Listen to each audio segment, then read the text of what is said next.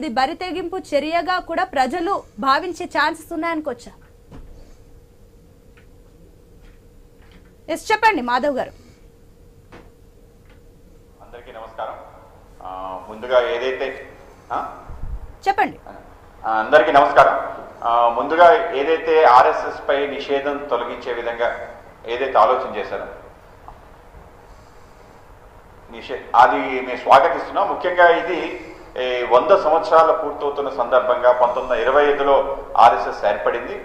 Doctor Keshavarao Baliram Hedgewar గారు దీన్ని డాక్టర్జీ అంటాం. ఆయన దీన్ని ప్రారంభించడం జరిగింది. ప్రారంభించిన సంస్థ ఇవాళ ప్రపంచంలోనే అతిపెద్ద సామాజిక సంస్థగా ఏర్పడడం జరిగింది. అనేక రకాల సేవా కార్యక్రమంలో సేవా సౌరభాలు దేశవ్యాప్తంగా వ్యాప్తి చేయడంలో అతి ముఖ్యమైన భూమిక పోషించింది. అలాగే దేశం క్లిష్ట సమయంలో ఉన్నప్పుడు ఏదైతే దేశ విభజన సమయం, అలాగే స్వతంత్రం, దాని తర్వాత జరిగిన అనేక పరిణామాలు, గోవా విమోచన, కాశ్మీర్ సంబంధించిన అంశం కానీ, అస్సాంని రక్షించడంలో కానీ, తీన్ బిగార్ లాంటి సంబంధించిన సమస్యలో కానీ, దేశంలో వచ్చిన విపత్తులు సమయంలో అది దివిసీమగాము ఎక్కడెక్కడ వరదలు వచ్చినా, ఎక్కడెక్కడ ఉప్పెళ్ళు వచ్చినా, ఎక్కడెక్కడ భూకంపాలు వచ్చినా మొదటి వెళ్లే వ్యక్తి ఎవరైనా ఉంటే అది రాష్ట్రీయ స్వయం సేవక్ సంఘ్. దాని అందుకే ఆర్ఎస్ఎస్ని రెడీ ఫర్ సెల్ఫ్లెస్ సర్వీస్ అని చెప్పి పిలుస్తుంటారు. అనేక మంది మంత్రులు కూడా కొనియాడటం జరిగింది. అటువంటి సెల్ఫ్లెస్ సర్వీస్ చేసే ఆ రాష్ట్రీయ స్వయం సేవక్ సంఘ గురించి ఎవరికి అవగాహన లేని సందర్భంలో దాన్ని ఆ విధంగా నిషేధించారని మా అభిప్రాయం. 1966లో శ్రీమతి ఇందిరాగాంధీ గారు ఆ రోజు పెద్ద ఎత్తున ఏదైతే గో నిషేధం పైన పెద్ద ఉద్యమం జరిగింది. దేశవ్యాప్తంగా అనేక మంది కదిలి వెళ్ళటం జరిగింది. దేశంలో జరిగిన అతిపెద్ద ఉద్యమం ఆ సమయంలో 1966లో జరిగిన గోహత్య నిషేధ ఉద్యమం. ఆ ఉద్యమంలో పెళ్ళుబుక్కిన ఆవేశానికి దానికి సందర్భంగా దీని వెనకాల ఎవరున్నారంటే రాష్ట్రీయ స్వయం సేవక్ సంఘ్ ఉంది అని చెప్పి అభిప్రాయం రావటం. ఇంత పెద్ద ఎత్తున వాళ్ళు ఆర్గనైజ్ చేశారంటే రేపు పొద్దున మనకు కూడా వ్యతిరేకమైన ఉద్యమాలు కూడా వాళ్ళు సంకల్పించే అవకాశం ఉంది. కనుక ఈ సంస్థలో ప్రభుత్వ ఉద్యోగులు పార్టిసిపేట్ చేయకుండా 1966లో ఒక జీవో తీసుకురావడం జరిగింది. దాన్ని ఇంప్లిమెంట్ చేసే ప్రయత్నం చేశారు. అయితే అనేక మంది పార్టీలో సంఘ సంస్థలో పనిచేయడం ఇవన్నీ కూడా యథాతథంగా కొనసాగుతున్నాయి. అయితే ప్రత్యేకంగా ఆఫీసర్స్ ఐఏఎస్ అందరూ కూడా కొంచెం భయం ఇది ఉంది కదా అని చెప్పి.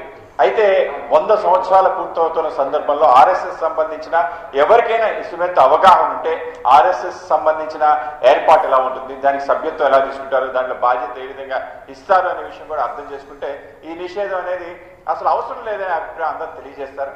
దీన్ని గుర్తించలేదు. నిషేధం ఉందనే విషయం కూడా చాలా మందికి తెలియదు. అయితే ఇది ఈ మధ్య కాలంలో బయటకు రావడం, దాన్ని తప్పకుండా తొలగించాలి. దీనికి అవసరం లేని ఒక అంశం. ఎందుకంటే అనేక రకాల సంస్థలు ఉన్నాయి, రామకృష్ణ మిషన్ లాంటివి అనేక రకాల సంస్థలు ఉన్నాయి. ఈ సంస్థలన్నింటిలో కూడా అందరూ పనిచేయచ్చు. ఎవరికి బ్యాడ్జ్ పెట్టుకునే అవసరం లేదు. దాంట్లో స్వచ్ఛందంగా వెళ్ళి పనిచేయచ్చు. గవర్నమెంట్ ఆఫీసర్స్ చేయొచ్చు, టీచర్స్ చేయొచ్చు, central government, state government employees అందరూ పనిచేయచ్చు. ఆ విధంగా ఒక స్వేచ్ఛ ఉంది. అయితే ఆర్ఎస్ఎస్లో చేరటం ఎలాగా చాలా మంది అనుకుంటారు, ఇంకా సభ్యత్వం ఉందా, దానికి ఏదైనా రసీదు చేసుకుంటారా, లేకపోతే దాన్ని ఏ విధంగా నమోదు చేసుకుంటారా. ఇది చాలా ఇన్ఫార్మల్ ఆర్గనైజేషన్. ఆర్ఎస్ఎస్ యొక్క కూర్పు, దాని యొక్క సంస్థ యొక్క విస్తరణ, ఆ సంస్థ యొక్క ఏదైతే రచన, కార్యాచరణ ఇవన్నీ ఆలోచన చేస్తే మీ అందరికీ ఆశ్చర్యం కలుగుతుంది. ఆ విధంగా ఎవరైనా ఆర్ఎస్ఎస్లో చేరచ్చు. దాంట్లో నిషేధం లేదు. రోజు ఉదయం షాక్కి వెళ్ళి అక్కడ ప్రార్థన చేసి అందరితో కలిసి మాట్లాడి ఆ విధంగా ముందుకెళ్ళి దేశం కోసం ఆలోచన చేయటం ఇది అందరూ చేయాల్సిందే. అంతే సహజంగా కొంత ఆర్గనైజ్గా ఒక చోట కలవటం అంతే. దాని తర్వాత దీనికి సంబంధించిన ఏవైనా పదవులకు సంబంధించిన ఎవరికి చీటీ రాసి ఇవ్వరు, మీకు పలానా పదవి సెక్రటరీ ఇచ్చాం, ప్రెసిడెంట్ ఇచ్చాం అని చెప్పి నామినేట్ చేసి వాళ్ళకి పత్రం ఇవ్వడం జరిగింది. వాళ్ళకి తొలగించామని చెప్పి ఉండదు. మీరు ఎప్పుడైనా ఎవరైనా ఆర్ఎస్ఎస్లో బ్యాన్ చేస్తారనే విషయం చూసారా? పలానా వ్యక్తిని ఆర్ఎస్ఎస్ని రిమూవ్ చేస్తామని. ఈ విధంగా ఒక ఇన్ఫార్మల్ అంటే ఒక సంస్థ ఇంత ఇన్ఫార్మల్గా ఉండి ఇంత పెద్ద విస్తారణ చెందటం ఏదైతుందో చాలా మంది ఆశ్చర్యపోతుంటారు.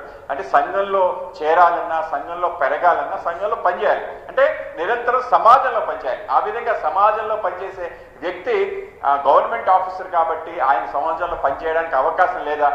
సో ఇది చాలా హాస్యాస్పదంగా లోపభూయిష్టంగా ఉంది. కనుక ఇవాటికైనా తొలగించడం ఏదైతే చాలా హర్షించాల్సిన విషయం. అనేక మంది అనేక రకాల అపవాదులకి లేకపోతే అనేక రకాల ఆలోచనలకి తావిస్తున్న ఓవైసీ గారు మాట్లాడారు. వీళ్ళకి రాజ్యాంగానికి ఇంకా నేషనల్ ఫ్లాగ్కి సంబంధం లేదని చెప్పి. వాళ్ళకి అసలు మినిమం అవగాహన, ఆర్ఎస్ఎస్ అనే అవగాహన ఓవైసీ లాంటి వ్యక్తికి లేకపోవడం. అంటే ఆయన ఆ సంస్థ ఎంఐఎం ఎలా పనిచేస్తుందో ఆ విధంగా అన్ని సంస్థలు పనిచేస్తాయని అభిప్రాయం ఉంది. ఎంఐఎం లాంటి సంస్థలు కాదు ఇవి, సామాజిక సంస్థలు. అన్ని రకాల ప్రజలకి కూడా దీంట్లో అవకాశం కల్పించి ముందుకెళ్తుంది. అయితే హిందుత్వం అనే అంశం ఏదైతే మాట్లాడారో దాని కారణంగా ఈ యొక్క అభిప్రాయం. హిందుత్వం అంటే మాకు భారతీయతో అంశంగా మేము భావిస్తున్నాం. ఆ విధంగా ఈ దేశం పట్ల, ఈ ధర్మం పట్ల, మన యొక్క సాంప్రదాయాల పట్ల గౌరవం కలిగిన ప్రతి వాడు కూడా హిందూ అని మేము భావిస్తున్నాం. మాధవ్ గారు, మరొకటండి ప్రశ్న. ఇప్పుడు మీరు చెప్పినట్లుగానే ఆర్ఎస్ఎస్ పైన పూర్తి అవగాహన ఇప్పుడు బీజేపీకి ఉందని అనుకుందాము. కానీ ఎందుకంటే 58 ఏళ్ల క్రితం నుంచి ఏదైతే నిషేధం ఉందో ఇప్పుడే ఎందుకు గుర్తుకొచ్చింది? మోదీ పాలన ఇది ఇప్పుడు థర్డ్ టైం నడుస్తుంది కాబట్టి థర్డ్ టైమే మీరు ఎందుకు ప్రత్యేకించి దీన్ని తీసుకున్నారు? ఫస్ట్ టర్మ్ లో ఎందుకు తీసుకోలేదు? సెకండ్ టర్మ్ లో ఎందుకు తీసుకోలేదు? ఇప్పుడు థర్డ్ టర్మ్ లోనే తీసుకున్నారు. అంటే ప్రభుత్వ ఉద్యోగులు ఆర్ఎస్ఎస్ లో పాల్గొంటే బీజేపీకి వచ్చే లాభం ఏంటి అనేది కూడా ప్రజలు ఒక రకంగా ఆలోచించే అవకాశాలు కనిపిస్తున్నాయి. దీనికి మీ సమాధానం ఏంటి?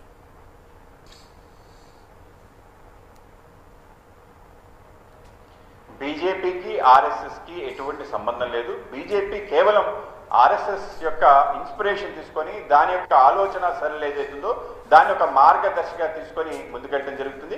మా సంస్థ బీజేపీ సంబంధించిన ఏ రచన అయినా, ఏ ఆలోచన అయినా తనంతటి తానుగా చేసుకుంటుంది. సంఘం కేవలం ఒక సూచన ఏదైనా చేయాలంటే చేస్తుంది. ఆ విధంగా ఒక మార్గదర్శి మండలిగా పనిచేస్తుంది. అయితే ఇది ఆర్ఎస్ఎస్ పుట్టి 1925, రేపు 2025 కల్లా 100 వసంతాలు పూర్తవుతున్న సందర్భంలో ఈ యొక్క వార్షికోత్సవాల సందర్భంగా ఈ యొక్క నిర్ణయం తీసుకోవడం జరిగింది. ఆ విధంగా ఇది ఏదైతే కలంకమైన ఒక ఆలోచన, దీన్ని నిషేధించడం అనే అంశం ఏదైతుందో అత్యంత లోపభూయిష్టమైంది. అంటే సమాజంలో పనిచేయడానికి వ్యక్తికి స్వేచ్ఛ లేదా? నేను గవర్నమెంట్ ఆఫీసర్ కాబట్టి నేను ప్రార్థన చేయడానికి అవకాశం లేదా?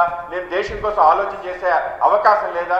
కనుక అందరికీ అవకాశం కల్పించాలి. ఆ రోజు ఎందుకు ఆ నిర్ణయం తీసుకున్నారో తెలియదు. ఆ రోజు సంఘం కానీ భారతీయ జనతా పార్టీ అంత బలంగా లేకపోవడం కానీ దాని ముందుకు వెళ్ళలేకపోయింది. అయితే దీన్ని పెద్దగా ఆలోచించలేదు, అందరూ కూడా పనిచేస్తున్నారు. కనుక 100 సంవత్సరాలు పూర్తయిన సందర్భంలో ఏవైతే ఇటువంటి ఆలోచన వాటన్నిటి పక్కన తొలగించాలనే ఆలోచనలో భాగంగా దాన్ని తొలగించడం జరిగింది. చాలా స్వాగతించాల్సిన అవసరం. ఈరోజు ఆర్ఎస్ఎస్ యొక్క అవసరం దేశానికి కాదు, ప్రపంచానికి ఉంది. ప్రపంచంలో వ్యాప్తంగా ఇవాళ ఆర్ఎస్ఎస్ వ్యాపించింది. ప్రపంచంలో ఉండే ప్రతి మానవాళికి ఒక ఆలోచన, ప్రపంచం అంతా వసుదైవ కుటుంబంగా ఉండాలి అంటే ఆర్ఎస్ఎస్ యొక్క ఆలోచన పద్ధతి ఏదైతుందో, అంటే కేవలం భారతదేశం సంబంధించిన ఆలోచన పద్ధతే ఆర్ఎస్ఎస్ యొక్క ఆలోచన పద్ధతి.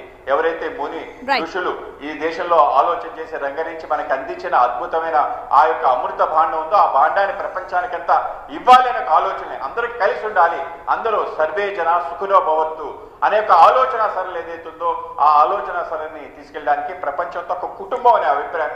మతం కారణంగా నాది గొప్ప మతం, మిగతావి అధమమైన మతాలు, ఆ మతానికి సంబంధించిన వ్యక్తిని రానివ్వకూడదు, అతని పాపి, ఇతని పుణ్యాత్ముడు అనేది లేదు. అందరూ కూడా ఒకటిగా చూడగలిగి అన్ని రాయికి, రప్పకి, చెట్టుకి, చేమకి అందరినీ కూడా ఒకలాగా చూడగలిగే ఒక వ్యవస్థ అదే ఆర్ఎస్ఎస్ ప్రవర్తిస్తుంది. సేవా గుణం, దేశభక్తి అందరిలో సహజమైన లక్షణాలుగా ఉండాలనే ఆలోచన